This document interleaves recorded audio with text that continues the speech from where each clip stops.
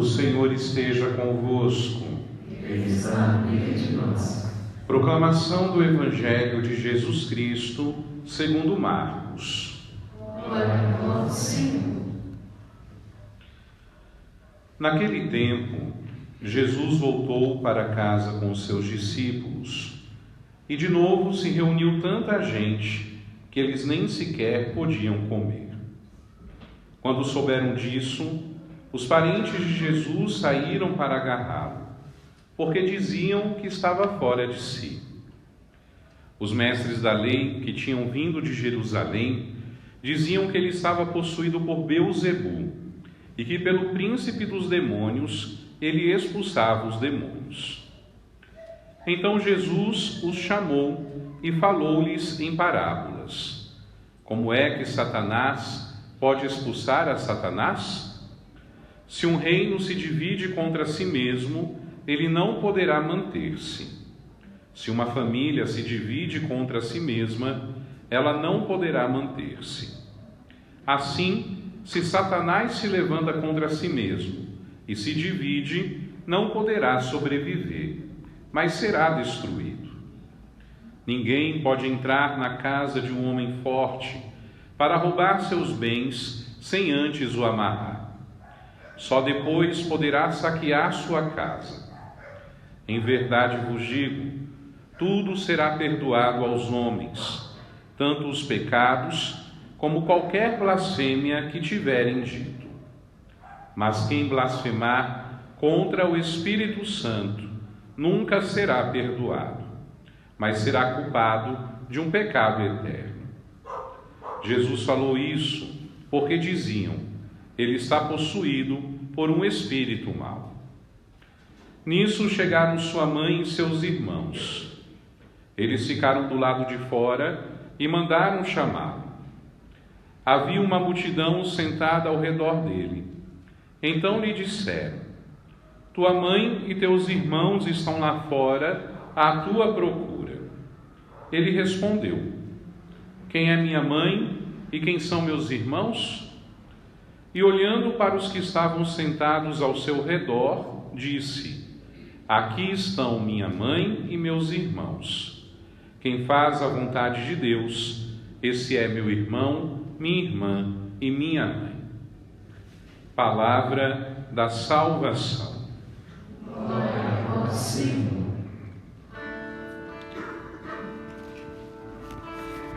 O Senhor, toda graça e redenção, o Senhor, toda graça e redenção, o Senhor, toda graça e redenção, o Senhor, toda graça e redenção. Que as palavras do Santo Evangelho perdoem os nossos pecados. Amém. A liturgia da palavra, nesse 10º domingo do tempo comum que nós estamos celebrando, ela abre para nós a primeira página da história da salvação, ou nos relata o desfecho de um dos episódios importantes na história da nossa salvação. E o episódio é o seguinte: é aquele dia em que entrou neste mundo o pecado. A gente conhece a história de Adão e Eva. Deus criou Adão à sua imagem e semelhança, confiou a ele toda a sua criação para que ele fizesse uso da criação, para que ele fosse protetor. Adão não se reconhece em nenhum dos seres vivos e Deus lhe faz alguém semelhante a ele, Eva, a mulher. Tanto que quando Adão contempla pela primeira vez Eva, ele exclama: agora sim, essa é carne da minha carne, ossos dos meus ossos. E homem e mulher, portanto, criados à imagem e semelhança de Deus, recebem de Deus a tarefa de cuidar da criação. E ali, segundo o relato bíblico do Gênesis, a criação está representada pelo Jardim do Éden. E Deus diz a eles: olha, cuidem de tudo, cresçam, se multipliquem, vocês são livres, podem fazer o que quiser, exceto uma coisa: comer do fruto daquela árvore ali. Era a única proibição que Deus havia dado a Adão e a Eva. E aí eles desobedecem a Deus. E o pecado original, ou seja, o primeiro pecado, é justamente esse: a desobediência da ordem de Deus, da palavra de Deus, da vontade de Deus. Ao desobedecer a palavra, a ordem e o próprio Deus, o pecado entra no mundo. Mas não só entra o pecado, entra também a culpa. E Adão e Eva estão culpados, porque eles transgrediram a lei divina. Por isso tentam se esconder, como se pudesse esconder aquilo que eles fizeram. Deus vai procurá-los no jardim e ali são interrogados pelo próprio Senhor.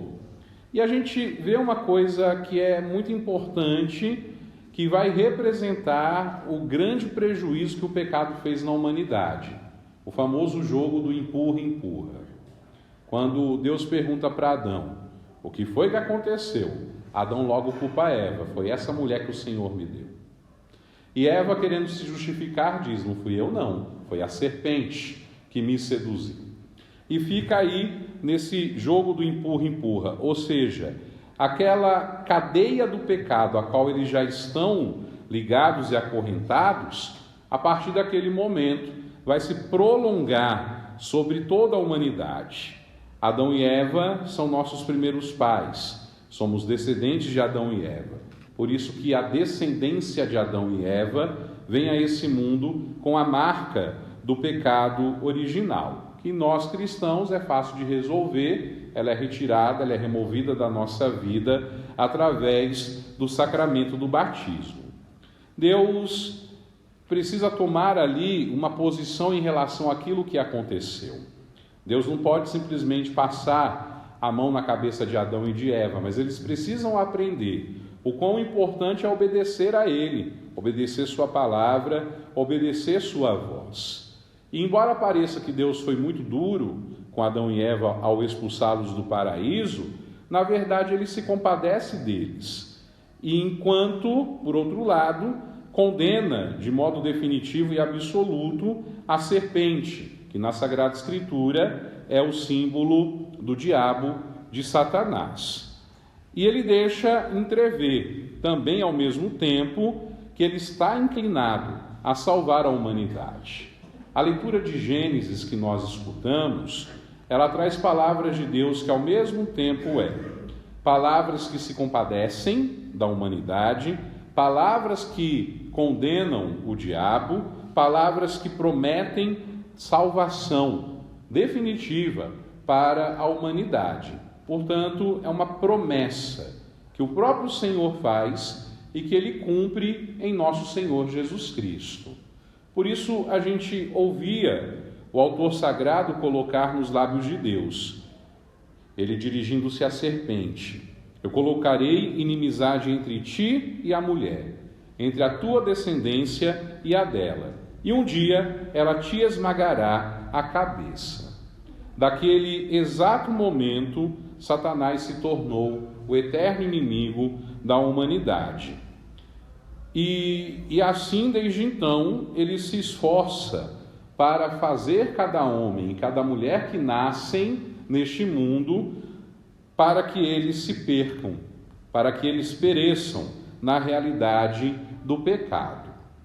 A Igreja nos ensina que o próprio Senhor, o Senhor Jesus Cristo, Ele veio para libertar-nos, Ele veio para nos dar forças, Ele veio para nos renovar no íntimo, para expulsar o príncipe deste mundo, que nos mantinha na escravidão do pecado. Tudo isso acontece por meio da sua gloriosa paixão, morte e ressurreição. É naquele dia em que Jesus morre na cruz, por nós e para a nossa salvação, que Satanás é derrotado de uma vez por todas. Jesus é a descendência da mulher, profetizada já nos Gênesis. Jesus é o filho de Maria, É aquele que veio para pisar na cabeça da serpente, para derrotar Satanás e destruir o seu reino. Isso é confirmado pelo Evangelho. Não só o trecho que nós ouvimos hoje em especial, mas todo o Evangelho de Cristo é marcado por esse poder que ele tem sobre o mal, sobre o pecado, sobre a morte. E os sinais que Jesus realiza nesse sentido são quase que uma preparação para o sacrifício maior de todos, que é o dele mesmo, a sua paixão, a sua morte e a sua ressurreição. No Evangelho que nós escutamos hoje, o evangelista, que é Marcos, dizia para nós que Jesus andava por toda a Galileia, expulsando os demônios. É uma coisa que não se vê todo dia. Portanto, o fato de Jesus estar passando pelos lugares e ter o poder para expulsar os espíritos maus, isso acaba chamando a atenção. Suscita em uns a fé, suscita em outros a curiosidade, suscita um certo entusiasmo no povo que está acompanhando e está testemunhando tudo isso. Mas, por outro lado, Jesus também suscita coisas que não são tão boas, como nos escribas ou nos mestres da lei, que são conhecidos por uma certa incredulidade, por uma certa maldade também. E eles negam aquilo que eles estão vendo, eles negam aquilo que está sendo testemunhado, a evidência de que aquele homem, Jesus de Nazaré, tem sim o poder de expulsar demônios. Porque eles não querem reconhecer em Jesus o Messias prometido pelo Pai. E é por isso que eles acabam atribuindo, como nós ouvimos no Evangelho, o poder que Jesus tem de expulsar os demônios a um demônio que é bem conhecido na cultura e na religiosidade judaica, que se chama Beelzebu. Diziam que estava possuído por Beelzebu e que pelo príncipe dos demônios ele expulsava os demônios. Ora, Jesus fica sabendo disso. E ao saber dessa posição ou dessas palavras, ele vai reagir, usando uma espécie de parábola, onde ele traz algumas comparações, dizendo que se um reino se divide contra si mesmo, não pode subsistir, não pode manter-se. Se uma casa se divide contra si mesma, não pode manter-se também. Da mesma forma, se Satanás se levanta contra si mesmo, se divide, ele não pode sobreviver, ele será destruído. Jesus está mostrando claramente que ele não está a serviço do demônio. Jesus, inclusive, diz nessas comparações, quando ele fala que ninguém pode entrar na casa de um homem forte para roubar os seus bens, sem antes o amarrar, sem antes o dominar. Jesus está dizendo que aqueles sinais que ele está realizando, que são autênticos, que provêm de Deus, na realidade é o sinal de que Satanás está perdendo. É o sinal de que ele está sendo derrotado. Mas por um outro motivo bem diferente daquele que pensam seus inimigos, no caso aqui os escribas. Jesus não está expulsando o demônio por influência do demônio.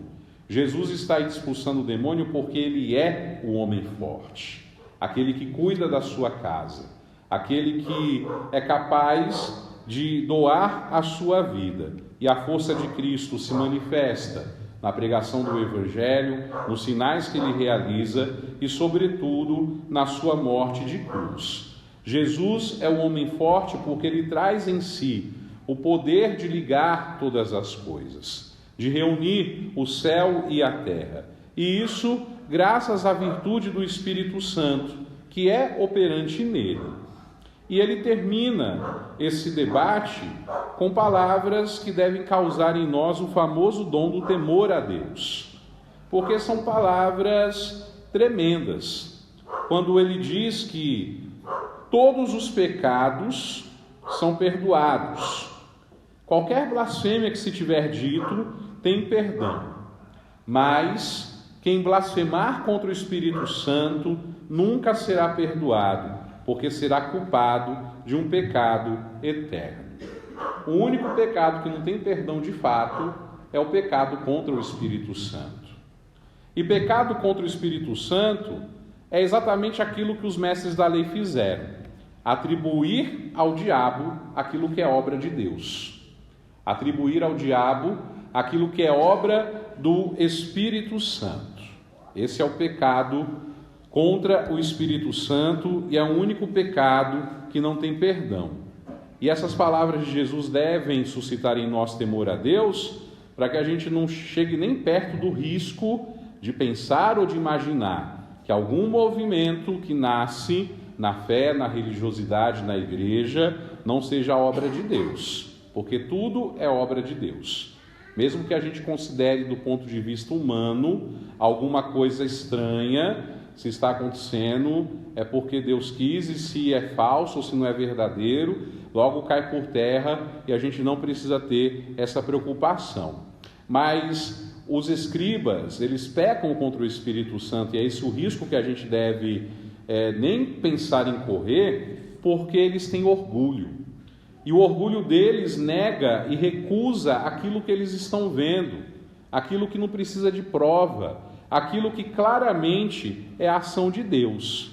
Pecar contra o Espírito Santo não tem perdão, porque quem o comete está se excluindo voluntariamente da salvação. E aqui o movimento é muito simples: Deus não pode salvar quem não quer ser salvo.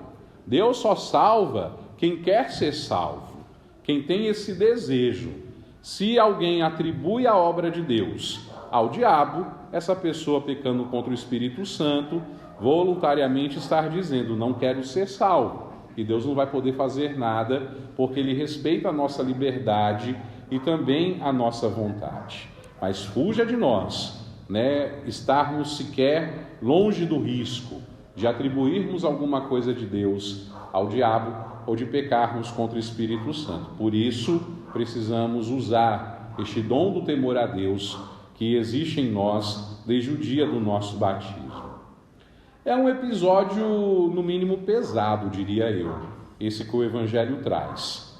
E, sobretudo, essas palavras a respeito do pecado contra o Espírito Santo. Mas a gente vê que no mesmo Evangelho, o episódio é seguido por um outro, que ainda está no mesmo contexto, que abre o nosso coração, não só abre o nosso coração, mas enche o nosso coração de esperança. É interessante que parece que o evangelista quer dizer que Jesus não estava muito bem das ideias, porque estava pregando, estava curando, estava expulsando demônio, e ele registrou que não tinha tempo nem de parar para comer. E alguém, provavelmente preocupado com Jesus, eles devem estar perto da casa de Nossa Senhora, fala: vai atrás da mãe desse homem, para ver se ele pelo menos para tomar uma água, para comer alguma coisa, para descansar um pouquinho. E nesse meio tempo que vão lá chamar e que Nossa Senhora vem com os parentes, aconteceu esse debate aqui com os escribas. E aí, quando chegam os parentes de Jesus, e Jesus é informado: olha, tua mãe e teus irmãos estão aí. A mãe a gente sabe que é Nossa Senhora. Esses irmãos não são filhos de Maria, não. Naquele tempo, acho que é importante, embora não seja aquilo que a liturgia nos convida a refletir, a gente lembrar que Nossa Senhora é Virgem Imaculada, só teve um filho, Nosso Senhor Jesus Cristo. Tem uns irmãos espertos por aí que querem usar esse versículo para dizer: tá vendo, ela teve outros filhos. Não teve outros filhos coisa nenhuma. Ela teve um filho só, o Senhor Jesus Cristo, por obra, graça e ação do Espírito Santo. Naquela época não tinha essa distinção de parentela que a gente tem hoje, era só pai, mãe e irmãos. Irmão podia ser o primo, podia ser o tio, podia ser a tia, o primo de 1º grau, de 2º grau, de 3º grau, de 10º grau. Hoje em dia a gente usa o termo irmão em 2 ocasiões: o irmão de sangue, então ali está meu irmão de sangue, meu maninho, ele nasceu da mesma barriga que eu. E irmão da igreja, irmão de fé, nós somos irmãos e irmãs no Cristo Jesus. Naquele tempo o termo irmão era usado para parentela. Então está ali Maria, a mãe, e outros parentes de Jesus, primos. Pode até ser que ali tenha irmãos de Jesus, porque alguma parte da tradição, embora não tenha certeza, acredite que São José tinha contraído um casamento antes, desse casamento teve filhos. Então, se ele assume a paternidade de Jesus, os filhos de São José são o que de Jesus? Irmãos, mesmo que não sejam de sangue. Mas isso aqui não é nada importante, porque isso não muda em nada a nossa fé de que Jesus é filho único da Virgem Maria e de que ela só tem ele como filho. Mas eu só estou achando importante, uma vez que a gente está transmitindo também, para deixar isso registrado, para não ter nenhum tipo de sombra de dúvidas a esse respeito na nossa mente e no nosso coração. Chegou lá os parentes de Jesus para ver se Jesus toma uma água, se come um prato de comida, se descansa um pouquinho. Avisam ele: tua mãe e teus irmãos estão aí. Jesus olha para aquelas pessoas que estão ali e fala assim: quem é meu irmão? Quem é minha irmã? Quem é minha mãe? E a resposta de Jesus é: aqui estão minha irmã e meus irmãos. Quem faz a vontade de Deus, esse é meu irmão, minha irmã e minha mãe. Eu assisti um filme uma vez, eu não me lembro do título dele, eu passei o dia tentando lembrar na correria, mas é um daqueles filmes que narram a vida de Cristo sob o olhar de Nossa Senhora. Se alguém lembrar do nome do filme, diz para o padre depois. Em que essa cena do Evangelho de hoje, que eu estou comentando agora, ela é retratada nesse filme.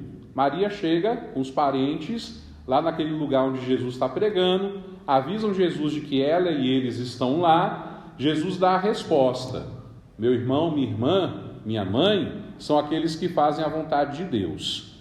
E no filme os parentes se revoltam, falam: não, vamos embora daqui, porque ele não quer saber da gente, ele está rejeitando a gente publicamente. E Nossa Senhora olha para eles e fala: se vocês quiserem ir, vão, eu vou ficar.